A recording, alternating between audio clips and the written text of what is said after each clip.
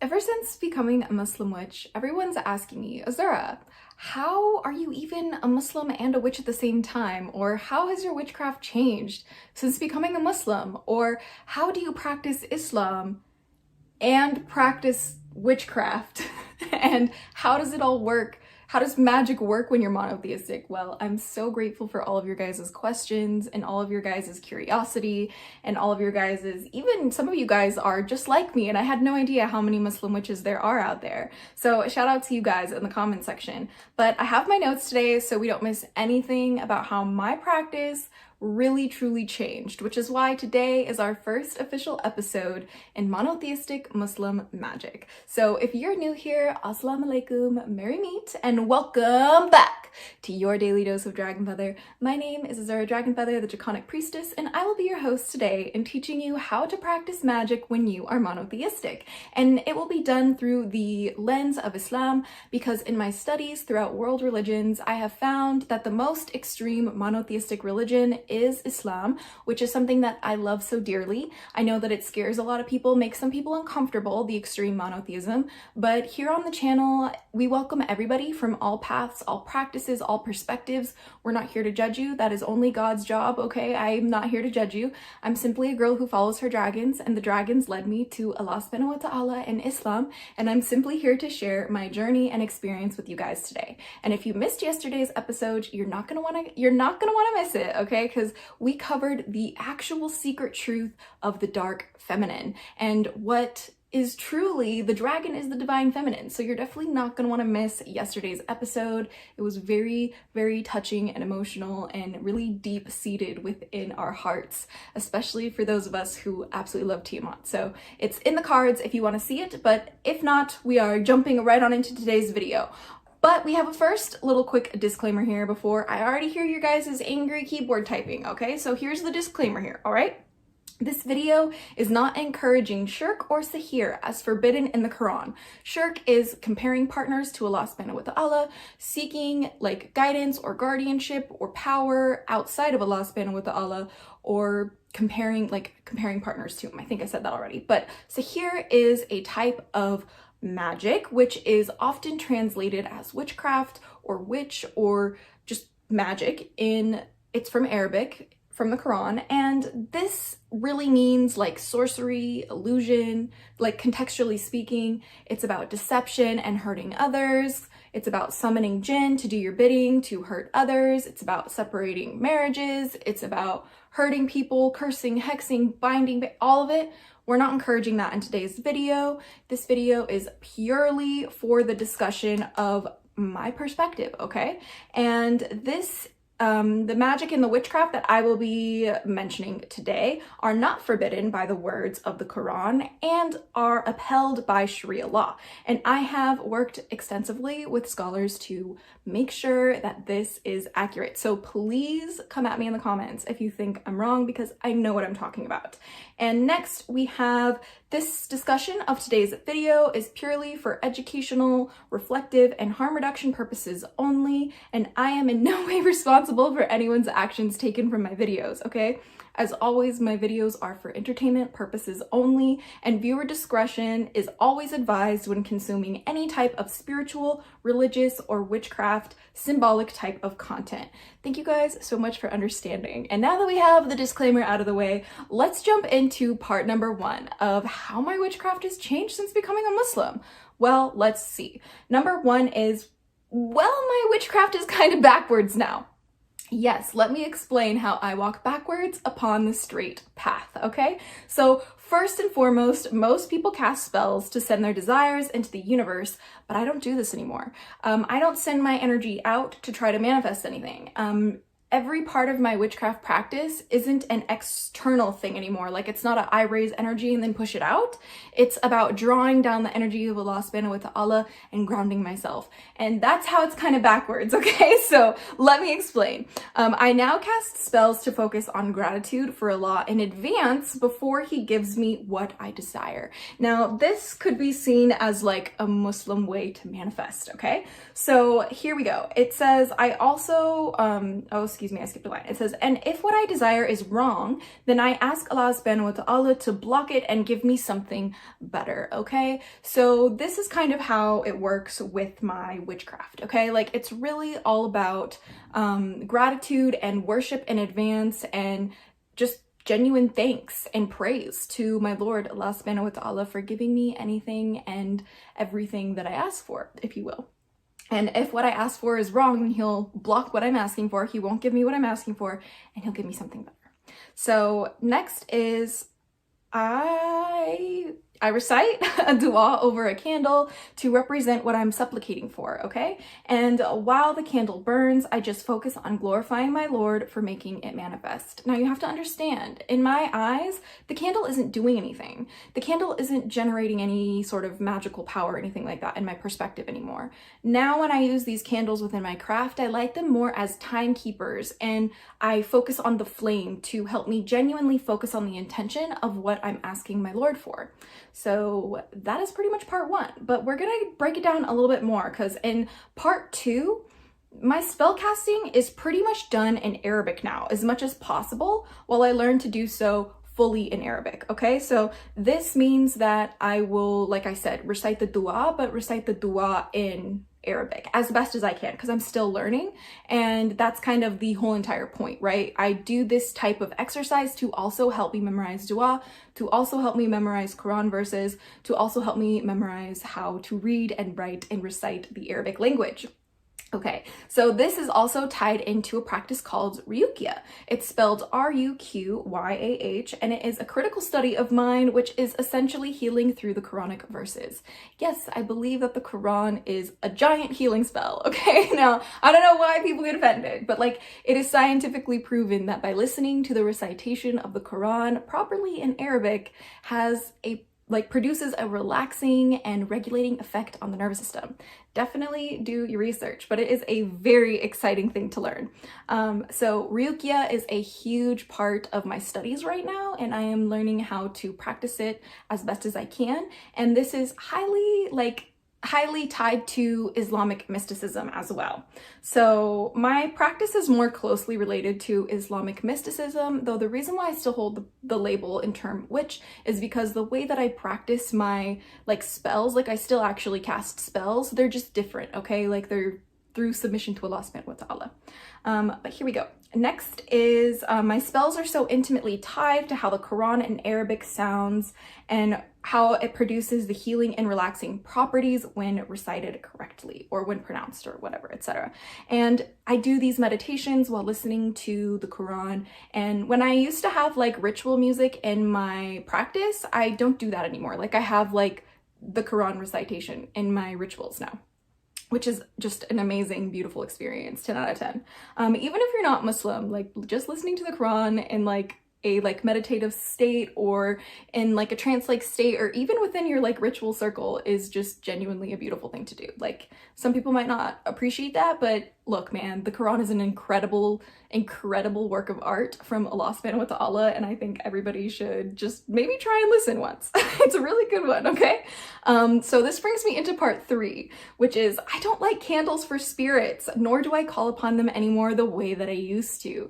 And this one is just how my practice has this is a radical shift in my practice too, and how, it's really I used to call upon my guardians and speak with them, and let me just kind of break that down for you, okay? So I used to call upon spirits to help me with their power, and I don't do this anymore as it's against my religion now. So it's actually considered shirk for me to call upon Tiamat, for example, and ask her for her power and whatever, okay? That goes against the religion of Islam, and that's not something that I do in my craft, okay?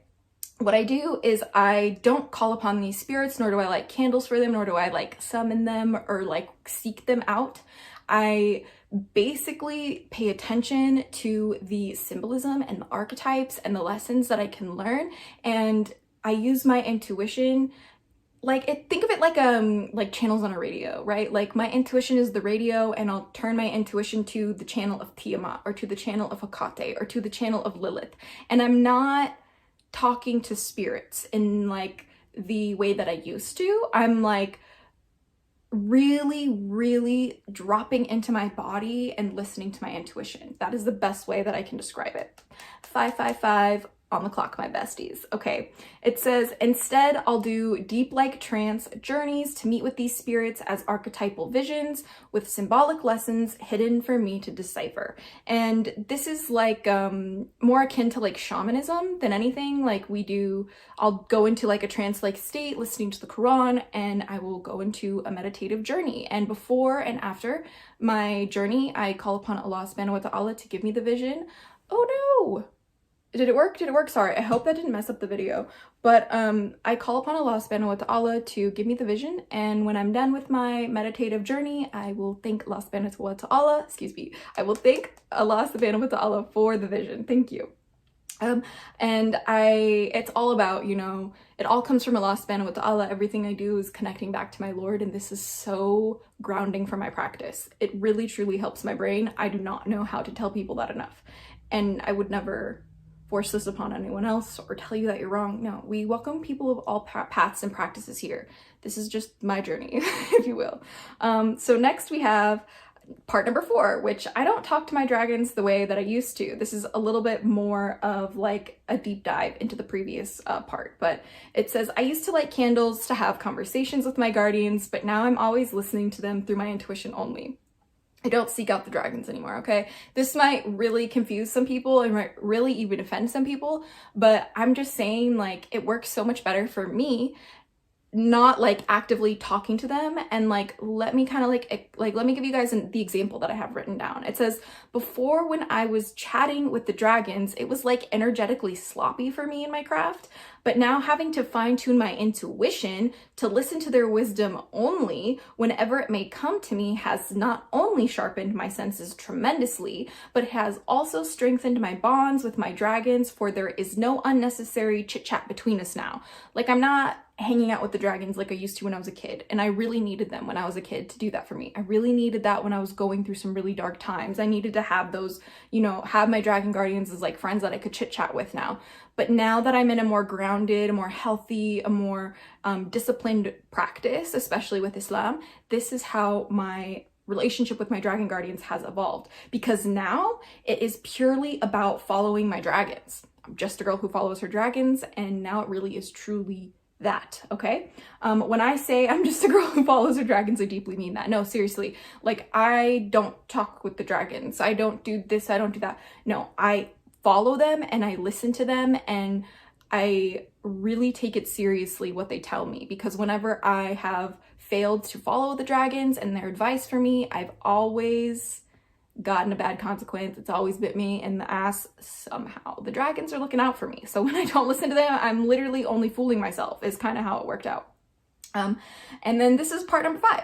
I don't cast spells unless I'm on my period or when I cannot pray. So for those of you guys who don't know, when women or when people are like on their periods or menstruating, they are not allowed to pray because it breaks the wudu, or it breaks like the purity, the cleanliness, etc. It's also a commandment from our Lord to rest, okay? People think that it's misogynistic. No, I am very grateful for this, okay? Like, me praying 5 times a day when I'm on my period, I would rather actually die, okay? Like, I couldn't do it, okay? It's too much for me. Maybe some people can do it, like, it's not like the pain is not a problem, but like, still, you're supposed to rest. So when I am on my period, which unfortunately due to my chronic health issues is more often than not, okay? Like, sometimes I have 2 periods in a month, all right? And this really disrupts my prayer practice.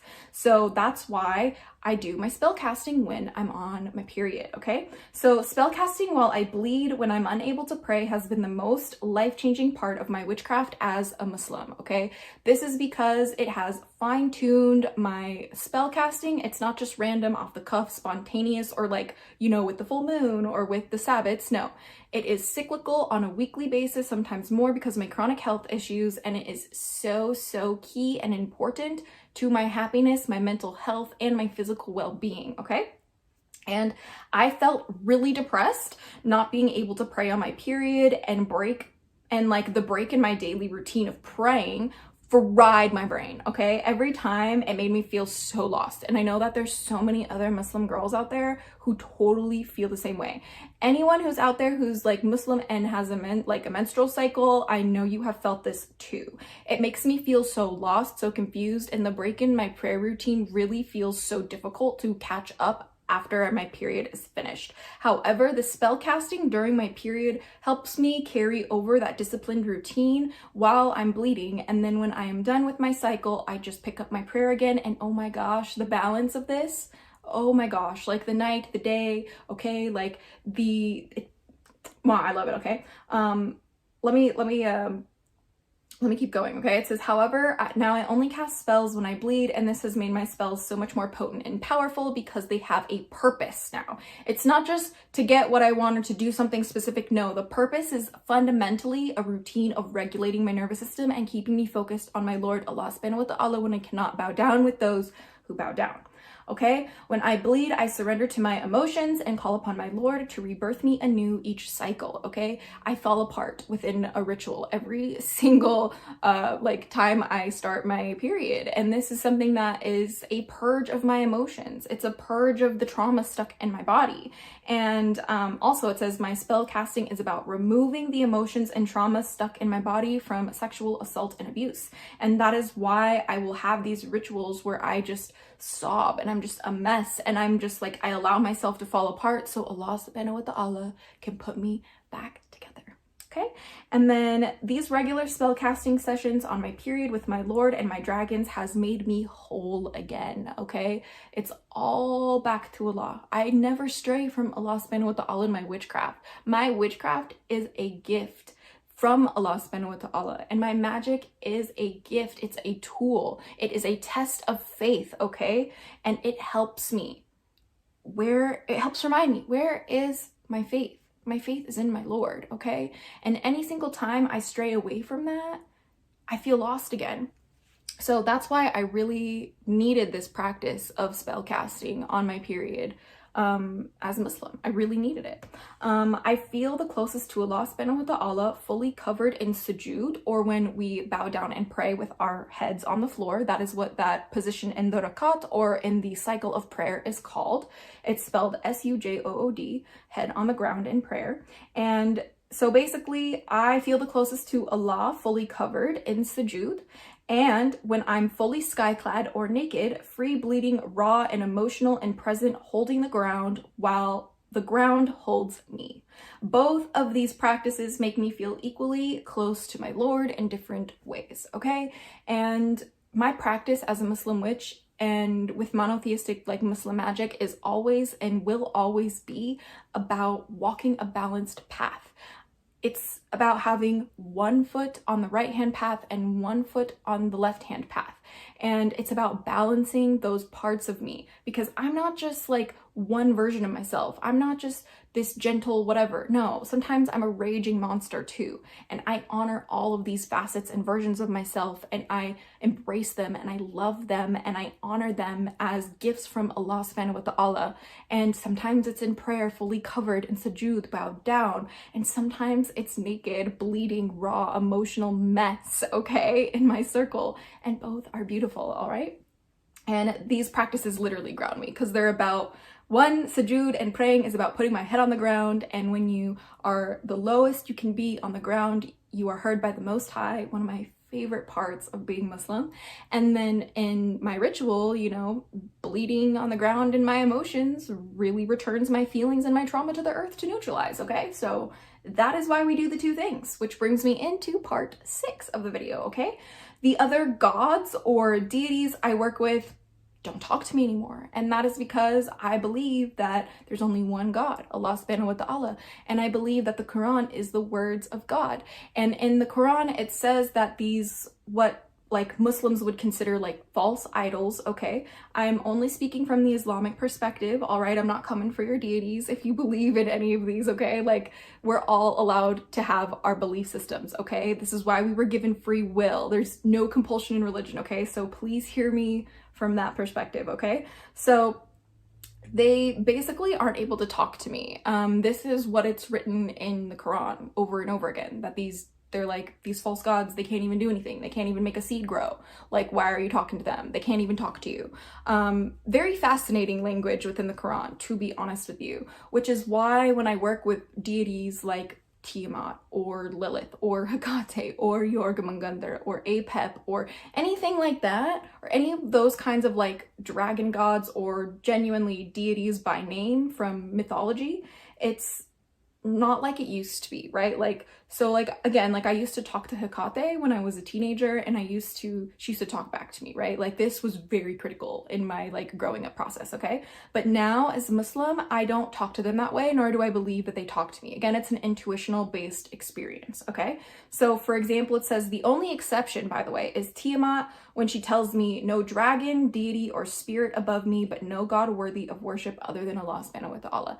This is just my practice, okay? Like the dragons and the dragon deities and the deities you work with are ultimately going to want what's best for you. They don't want you to fall apart and have a worse life. The reason why they exist is to help you have a stronghold, a lifeline in living a better life despite the hardships of this world, okay? And my dragons and my gods and goddesses, you know, they know that I need Allah subhanahu wa ta'ala alone. And I have talked about my love for God on this channel for over a decade, and I need people to hear me when I say that this is totally like, it's totally nuanced, right? But it's not like, it's not so black and white in the sense that it's like, okay, well, this way's right and this way's wrong. Like I'm always learning more about these different cultures around the world. It's a passion of mine. Like I love theology. Like I am commanded in the Quran to pursue knowledge. I love to pursue knowledge about the way that the people of the world worship, and the way that they believe in the unseen, and how they have faith and how they believe in things and their culture around it. It's always been one of my favorite things in the world, okay? And that wasn't gonna just change when I became Muslim. If anything, it's been increased. Allah subhanahu wa ta'ala has increased my desire for this knowledge, okay? And these gods, like I said, are what Muslims call false idols. They connect with me through visions and intuitions. They're not talking to me, okay? I see them in visions and journeys that I ask for directly from Allah subhanahu wa ta'ala, okay? And I use my intuition to kind of decipher what energy I'm picking up on. Let me give you an example. When I say Tiamat is disappointed in me, I don't literally mean an astral dragon entity that is primordial of creation and chaos is scolding me literally. I don't believe that. That's not how it works in my brain, okay? My story, okay? This is my story, okay? This is just how it works for me, all right? And it says, what I mean is I made a mistake and I got a vision or an intuitive hit of how to fix it. Kind of like my intuition picks up on a feeling of disappointment, but through the archetypal lens of said deity. Sometimes I will get that, oh, Hecate is disappointed in me, rather than Tiamat's disappointed in me, because of the way it feels, because of the way my intuition picks it up. And it's a very subtle energetic sensitivity you need to have here. And I'm not saying everyone needs to practice magic or work with deities the way that I do, but this is just the way that it works for me within like Muslim magic, if you will. And that brings me into part 7, the last part of the video. It says, I don't cast magic that is forbidden in the Quran. And I really just kind of wanted to dive a little bit deeper in this. This goes off of the disclaimer we had earlier in the video, but this includes cursing, hexing, binding, and banishing, okay? Like I will do, honestly, I should do like a full in-depth like story time about like the curse that I did on my ex, or the hex that I did on my ex that went horribly wrong. Okay, but anyway, I need to clarify, all right? My spells are not to affect the free will of others anymore. That is also considered, Sahir is trying to manipulate people's free will and trying to go above divine will, which is Allah subhanahu wa ta'ala's like decree, okay? We don't do that, okay? This is forbidden within the Quran, therefore I don't practice this kind of magic anymore, which is totally fine, okay? Like I said, my magic is not about going outside of myself now. This is why I consider myself walking backwards on the straight path, I should say. I consider myself walking backwards on the straight path because I'm walking towards the glory and the light of my Lord and looking at my shadows casted in his glory. I love this practice, you guys have no idea. This shit saved my life. But yeah, so like I'm not gonna go after people's free will. I'm not going to try and change what they're doing. I really don't care what you're doing, okay? If I want something done and if someone's bothering me, like I'm gonna complain to Allah subhanahu wa ta'ala about it, and every single time I do, fixes itself. You can call me crazy, but I have so much faith in my Lord, and that is kind of how it works, okay? Like, you know, how I experience Allah subhanahu wa ta'ala is completely dependent on how I have faith in him. And that is the same way with any deity, any dragon, any spirit, even yourself. The way that you experience yourself and your life is very much dependent on how you believe about it, where you have faith about it, etc. Okay? So here's just like a little bit more of a deep dive explanation. Rather, I skip to what I see is the source of magic, Allah subhanahu wa ta'ala. And I seek refuge in Allah subhanahu wa ta'ala from the hardships I face and ask him to keep me steadfast in my faith and for Allah subhanahu wa ta'ala to vanquish my enemies. None of which are online, okay? Like this is just the internet, okay? I'm talking about the people who have hurt me in real life, who they know who they are, they have had their hands on me and they know who they are, okay? And that's what I'm talking about with Allah vanquishing my enemies, okay? Nobody online, the internet's not that serious, I don't give a shit. Okay, at the end of the day, you and I don't really know each other that well, okay, cool. This is like, Allah vanquishing my enemies is purely for the ones who deeply hurt me like this in my real life, and I complain to Allah every time I struggle about the trauma I now carry because of these people. Okay? That's all I'm gonna say. I really don't think I should say anything else. I tell my Lord that I won't forgive them, and he has to make it right as the most just and the most merciful, and I have faith in my Lord's wisdom and his timing. So I will not fear and I will not grieve. I will be one of the successful if I seek pleasing my Lord alone. And that's really kind of what it is when it comes to the monotheistic Muslim magic. It's all about seeking the pleasure of my Lord. It's all about remembering my Lord. It's all about contemplating the divine wisdom of my Lord. It's about seeing his, you know, his glory and all that there is, okay? It's about, you know, honoring and glorifying him and praising him as much as I can before I get what I know he will give me. And this has been the most magical experience. It's basically like placing an order with God, and then you get it. And all of it just shows how much the Lord of all worlds loves you as an individual. And it is the most insane experience I've ever had as a witch or a Muslim. And my life is so much more grounded because of it, and it's more peaceful and more prosperous because of it. I have everything I desire but a free Palestine, okay? So if you are unable to donate to the Watermelon Dragons, the second link in the description of this video, then please go stream my husband's song, God and the Divine by Adil C, and all of the revenue from this song will be donated to Palestine. So if you are unable to donate, we will do it for you. It will be the video at the end of this video on the cards and at like, you know, the end screen. So you can just keep watching this video, and at the very end, you can click it if you want to.